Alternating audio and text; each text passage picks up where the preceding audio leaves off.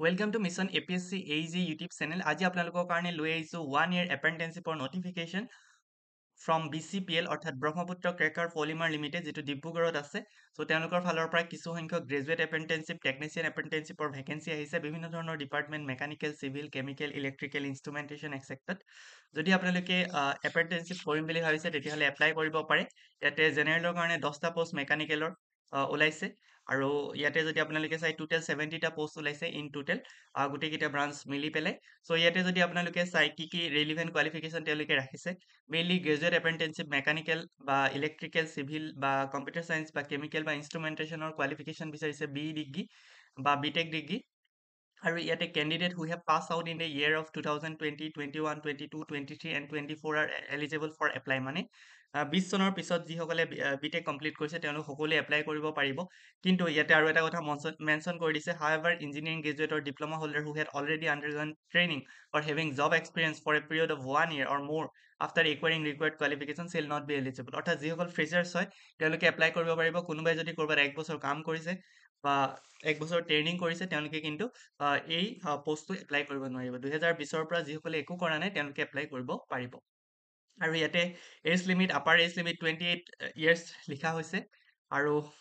লোৱাৰ as limit তেওঁলোকে ইয়াতে মেনশন কৰা নাই আৰু বাকি আপোনালোকে যদি চাই স্যালাৰি বা স্টাইপেন্ড যেটো হয় হেতু 9000 ৰখা হৈছে আৰু টেকনিচিয়ান apprenticeshipৰ কোৱালিফিকেশনটো হৈছে diploma in mechanical engineering diploma in civil diploma in electrical diploma in chemical so ইয়াতেও মেইনলি যদি আপোনালোকে চাই যি সকলে 20 চনৰ পিছত ডিপ্লোমা কৰিছে তেওঁলোক এপ্লাই কৰিব পাৰিব 20 21 22 আৰু 23 24ত আৰু তেওঁলোকে কোন ধৰণৰ যদি কতো মেইনলি এক্সপেৰিয়েন্স কৰা নাই বা কতো যদি তেওঁলোকে এংগেজ হৈ থকা নাই তেওঁলোকে হে পাৰিব সো এইখিনি আছিল তেওঁলোকৰ স্যালাৰি 8000 ৰখা হৈছে আৰু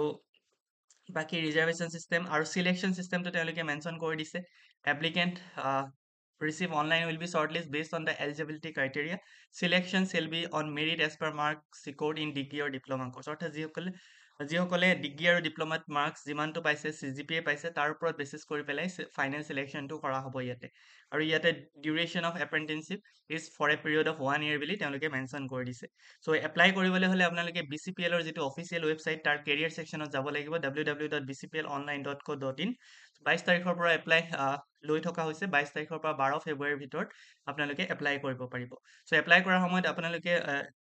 নাচ যেটো পৰ্টেল হয় নেশনাল apprenticeship ট্ৰেইনিং স্কিম তাতো কিন্তু ৰেজিষ্টাৰ কৰি পেলাই কৰিব লাগিব এই গুটেইখিনি মেনশন কৰা আছে সো গুটেই প্ৰসেসটো অনলাইন হ'ব সো আপোনালোকে BCPL ৰ অফিচিয়েল ওয়েবসাইটত এবাৰ ভিজিট কৰি পেলাই বস্তুখিনি চাই লব মেইনলি এইখিনি আছিল BTech আৰু ডিপ্লোমাৰ বিভিন্ন ধৰণৰ ইঞ্জিনিয়াৰিং ব্ৰাঞ্চৰ ক্যান্ডিডেট সকলৰ কাৰণে গ্ৰেজুৱেট আৰু গ্ৰেজুৱেট apprenticeship আৰু মেইনলি টেকনিচিয়ান apprenticeshipৰ পোষ্টৰ কাৰণে ওলোৱা vacancy thank you for watching